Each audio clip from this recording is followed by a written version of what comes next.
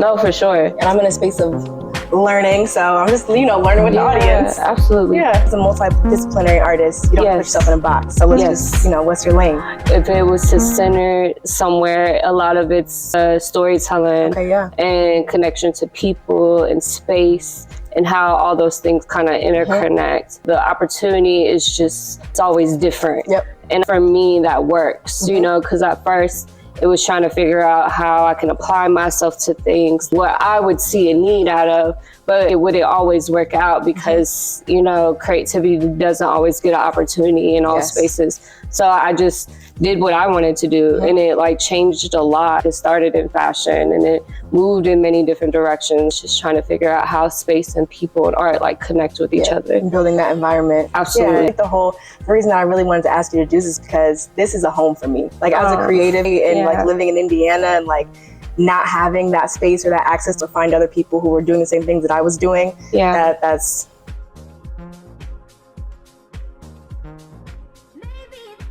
Where did you go to school? What did you study? Where did this all kind of come from? Your family influenced it? No, none of it. What is so crazy is art was always somewhere of a backing for me, but not take it seriously. My favorite question to ask people is what's your earliest memory of art? But it was my mom. She would have sketchbooks all around the house, and she sketched a lot of women, but it'd be portraits of my dad, random doodles. Wow. It was just that's my earliest memory of art, but she never taught me anything.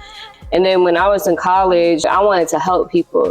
So the initial thought was, well, I'm gonna go into psychology and help them through their problems. And knowing that now and who I am is just not it.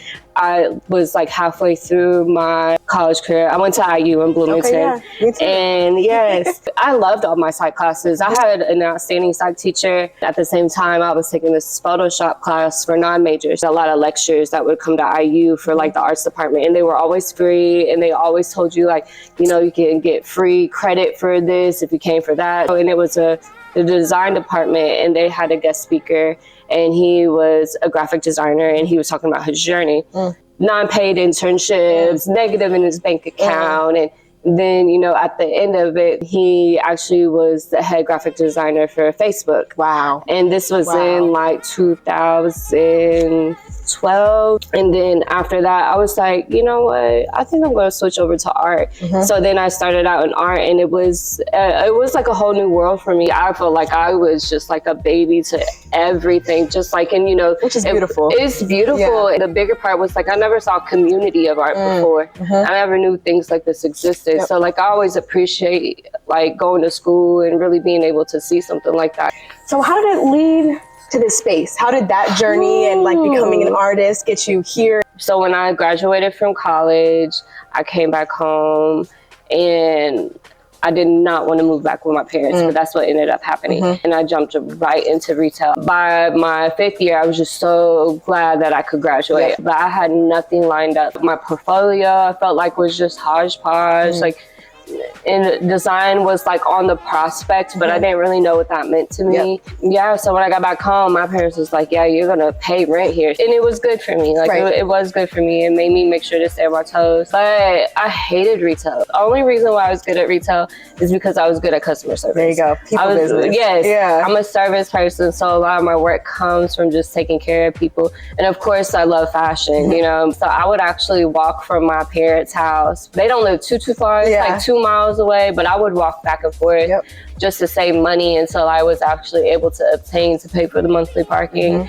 And I was just just going through the motions. I was still being very social. I was still hanging out with my friends, but I wasn't really being inspired by anything. And I felt myself caught in a routine. 3 associate jobs, just mixing it up. And it was just a lot. I ended up going through that for probably 3 to 4 years, just trying to make money and figure it out.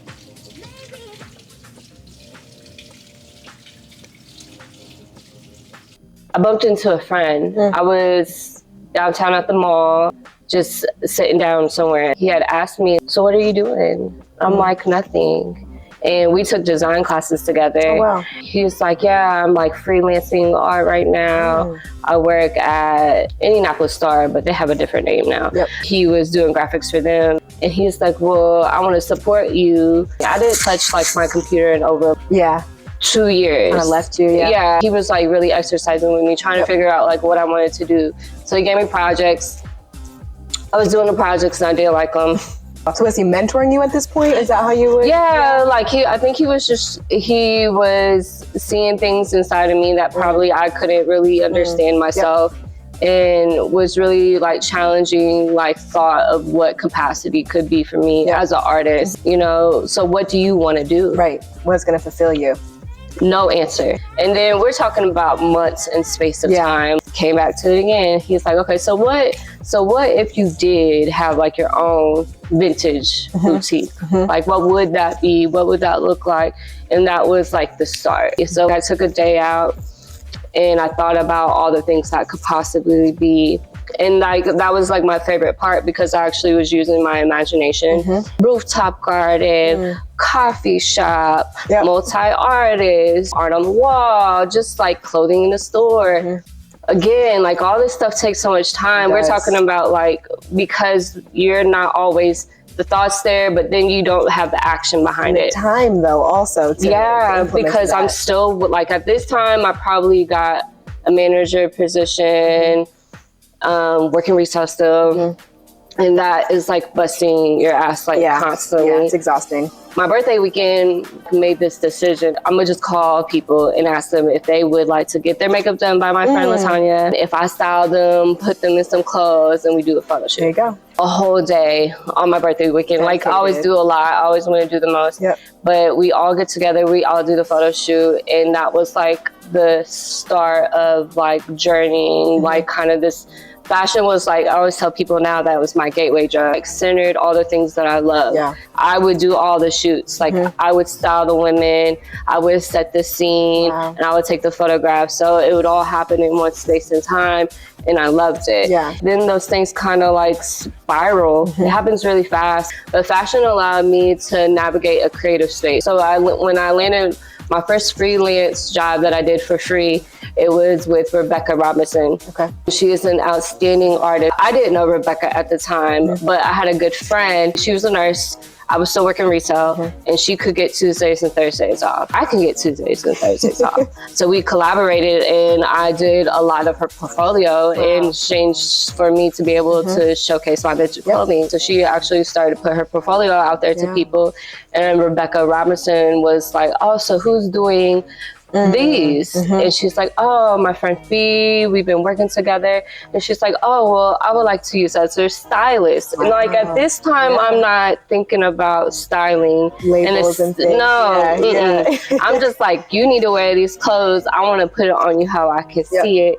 And it was to sell clothes, okay? So then I didn't even know styling was like an option for me. Wow, there you go. I'm like, so what do you want me to do? Do whatever you want, you're the professional. And I was like, and then I started to apply that to a lot of things I was doing, like really trying to trust people visually with the opportunity to be able to create the bigger pictures. Okay, where are we at in the timeline? We're still at fashion. So I was still working on fashion. I was doing so many pop-ups in the city. That's how I got to know a lot of people. Like I was popping up everywhere. Any opportunity I was doing. My backseat of my car was so full with tubs, like nobody could ever sit in my car. That time I was working at a resurfacing company, one other admin with another girl that worked in the office. Her friend was opening a bookshop, like a record store. And you might be able to vend there. I was like, okay. She gave me her email, and I emailed them, and they never emailed me back. Kind of like when I was back at home, didn't know what I was gonna do. Crazy.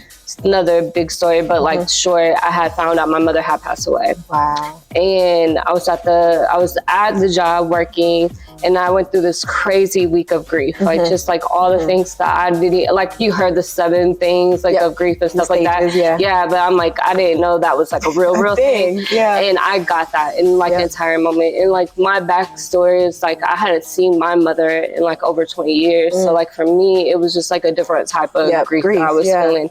So I had heard about that. So I took a walk. I took a walk from my apartment down to Irvington. And I'm not like too far, but I was like, I'm gonna just walk over there and just clear my head.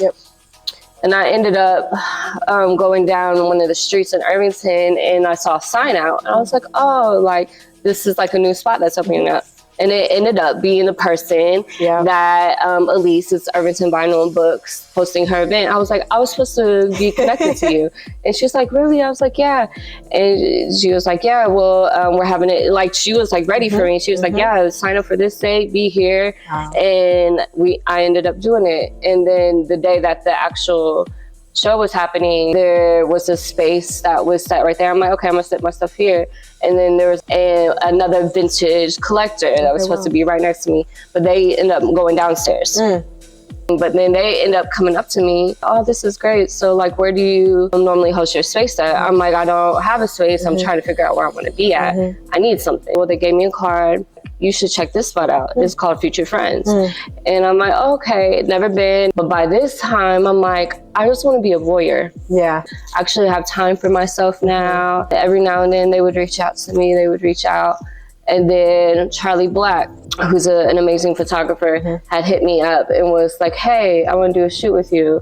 I'm like, cool, I would love to, honored. And we did the shoot and they were like, yeah, I'm gonna be showing it at a show. Oh, wow. So then I was like, oh, great, I would love to go to it. And guess where the show's at?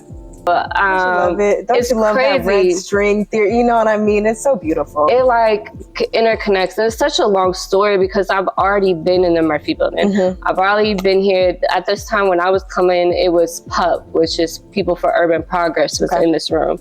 And you know, it's just when I came to the Murphy building, I was never like, oh, I'm gonna be here. I'm gonna have my own spot. I was so enamored by community here. Good memories and good times. It was just like the first, like it reminded me like the first time being able to see art in a space again. And I ended up being a vendor there. And what happened was I just never left. Since that day, I never left. And slowly, just like whenever they would have shows or something, I would help move the space around. They would bring in random pieces like platforms and mannequins. And they were like, yeah, this, we just put it in here. I'm like, okay, I'll just figure out how to make it work in here. Started to do small stuff where I curated my first show. That's how like Purpose projects had started. Things for installs for like Butter. Did my first kind of big installation piece with a team of beautiful people that was right here in Future Friends. And like, I was doing all the things and to be able realizing and not even like not even knowing, and just like being driven off of being inspired by my people. I was meeting so many different people and just starting to find my my tribe, the people that I actually want to be around, the people I want to align to. And it was just like crazy because these are dear friends to me to this day, having the opportunity to like host a space. And so then I would start navigating the whole boutique. Come to me if you want to purchase something, I got you. Yeah, this is my friend. And then just started to like work the room. People would see me a lot. And then in we all know we get COVID. So then COVID happens, and you know, the struggle to figure out how to keep the space and do certain things. It was getting very difficult for the person that had it. We went through a couple of different trials, a couple of different opportunities, and they were like, hey, you can have this. And I'm like, what? Like, all of it. I have to leave. You know, like I have to take a new journey, but you can have all of this. Didn't make me pay for, never had made me pay for anything when I was here. There's so many things that still come from that moment in time. On my birthday in 2020, I had my first curated show on my own here. And I was like, you know, if I'm going to do it, I can do this. You know what I mean? And I reached out to a couple of people and I had my first show. And then that's how I guess we got here. And then, it's been so many different things since then. What's so important about that is that you talk about the different cycles that you went through and the different like waves of it, and it doesn't all happen at one time, but then it can, you know what I mean? And just staying true to the process. Absolutely. So what do you think really got you through those monotonous moments? You know what I mean? Was it your community? Was it really people sparking you? It's all those things between different moments. It's like, you know, for me, I'm really connected spiritually. So a lot of times I was learning about myself. And when I was resonating to spirit, it was just allowing me access to higher knowledge. It seems non-obtainable. And then you get on the other side of it and you're like, man, like, I really got through some shit. And I can do it again. I can do it again. And it kind of happened like that in so many different ways. But sometimes it is a person. Sometimes it is my community. Sometimes it's messing up really bad.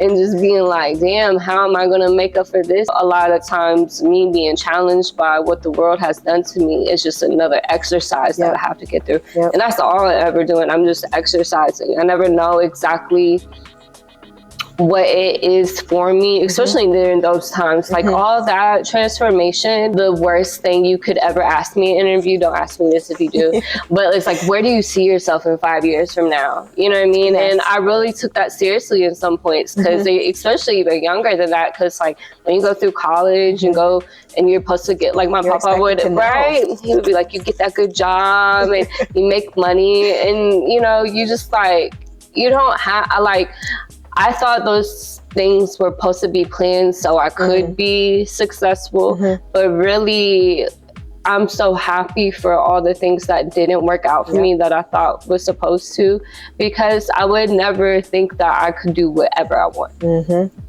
now you do. I do. I feel like, you know, I always tell people, like, if I had to go flipping Arby's, I would go flipping Arby's. That was my job. Whatever it takes. And like, I really do think anybody can be who they want to be. You know, you got to know that you can. Being from here, went to school in Indiana, you know what I mean? This is home for you. Do you think, from the perspective of someone who's really navigating the culture arena within Indianapolis, do we have the potential to become a Chicago, to become a Miami, to become a New York? You know what I mean? Can we get in that discussion? And what do you think it would take? I feel like Butter's been amazing for us. What would it take? Yes, I do think it can happen. I do too. I think what can even be more than that, and what I would love to see to be anchored, is actually the commitment to our culture and whatever that looks like. You know what I mean? I think the Midwest is such an interesting space. You know, a lot of times when I grew up, people didn't think I was from Indianapolis. I'm not from, but I was born in Louisville. But I was raised here. Midwest. Yes. And, you know, I think that, you know, a lot of people get caught up. And I love that about me, like to put it up there. But it is that I love that I can say that I am from here, and people don't know that can exist here. And you know, I am enamored with so many incredible artists. I think sometimes it's just challenging because it's a very conservative state. Things get traditionally done here, and I think the emergence is to be able to put, you know, priority on art and culture here, and being able to see it through in all aspects, not just programming it around to be like just for art, but just knowing that it can be accepted in all arenas. So like, you know, example, like for the All-Star Weekend, because we're getting it this year, it's just knowing like what can art do to influence a space, especially something as big as All-Star. And you know, I think like a lot of time, and also paring it down, you know what I mean? When the gentrification starts happening and the spaces get taken up, it's because they see us as a need, because it is. But the problem is it's not consistently made for us to continuously always be placed in spaces with everything, you know. And it's just so like, if you do see an opportunity for connection and you see that there's a barrier and maybe art can fit there, you know what I mean? But it's how you can get innovated by art, because a lot of times people don't understand like the multitasking of what art can do. That's why I love my work, because it's really pushing narrative of like how it can fit into spaces. And you know, they get caught up on not being able to know how to represent it properly, you know what I mean? The fastest dollar on it, or how to make it like make the most money. But a lot of times people are lacking like compassion and commitment to connection, because so like I think what art does to most people, it makes it intimate. The barrier is that I don't know your name and you don't know mine. So like, how can we be committed to knowing people as just people? And then I feel like art really does that. That's my favorite thing about First Fridays, is like, there's people in this room that has never seen each other before. And there's artists who's never been in this room before. It's a lot of first times. And the commitment to them to be able to be together for the first time, that's why they feel like home here. It's because they feel like they can be themselves.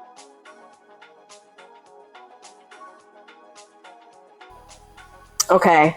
I know you said you don't know where you're going to be in 5 years, and I understand that. Yeah. But I know you have a vision. Yeah. Okay. So what do you think the ultimate expression of what you do here would be? Is that a decent way? No time involved, no nothing. It's interesting because, like, for somebody like me, it's evolved so much. And so quickly, I feel like, too. It's so fast. And I think a lot of the times it is, for me, learning where do I feel like I need to learn more. That's really what it is. That's what guides you. Yes. And I think sometimes you could get caught up on what that really means. Do I feel like I've done everything? No. You know what I mean? Like, there's certain small commitments that I feel like that I've had here that I'm like, I'm trying to reach these goals. But ultimately, like, the like thing is to teach other people how to do this. You know what I mean? And I haven't done that yet. And, you know, maybe I feel like maybe I've inspired, or maybe through your own actions, influence, but there is this, you know, need for teaching in different ways. And I think for me, I kind of, maybe that's why I get so anchored into like not leaving. Maybe that's why I probably didn't go to New York already or to LA. But more to do. Right, I got more to do. But I also do believe that I need to challenge that more. Something such as routinely as FEI'S Friday can get you sucked in how to make the, you know, the next thing better, and you've already done that so much. It's like you're pretty okay with that. You probably need to hand this off. So that's like kind of like where I'm in this space, is trying to figure out, like, you know, if there is a bigger part of it, it's really like, you know, for a space like Future Friends, it's like trying to figure out how to make this sustainable to last for the next 10 years, 20, 30 years, where people don't have to go back and be like, you know, there used to be this spot in Fountain Square that, you know what I mean? I hear things about that a lot of the time, like that, well, there used to be a space for people and art and things, you know, and I don't want that to get lost here, because it's easily to put another brewery up here and just call it the end of the day, or let me put apartments and shut this all down. And that's where, you know, that's where I think it's important to think about being committed to, like, Future Friends is like a landing spot to me. I know not everybody has to stay here and people will outgrow this space. I want that for people. But there's always, like, I had this conversation earlier, but there's always a need for people who don't know. And never have to experience or need a space. Always that first time never gets old. That real FEI'S Friday, that true. I remember my first time walking here. I was like, "Am I in Indianapolis? Yes. Is this? Do you live here? Like, no, for real." And it's I mean, it happened this past FEI'S Friday. It's so, and that's why I know it's necessary. But it is my opportunity to figure out, okay, so how can I give this to another? And like, that was gifted to me, you know, like sometimes it's like somebody was like, well, that sounds kind of like a curse too, you know what I mean? Like what this space has been, but I'm in all capacities, like a place like Future Friends has allowed me to experience all things that it needs to be for an artist, and be extremely challenged by it. But, like, you know, for me, I feel like my compassion towards people and the commitment to service, that because that's a natural gift for me, it has been, you know, somebody would have to need to want the same thing for others. Have that vision. So, you know, and sometimes I get kind of caught up on that because I don't know who that person is, but somebody trusted me. So it's like that too. It'll come. It will come. All right, there we go. That was so great.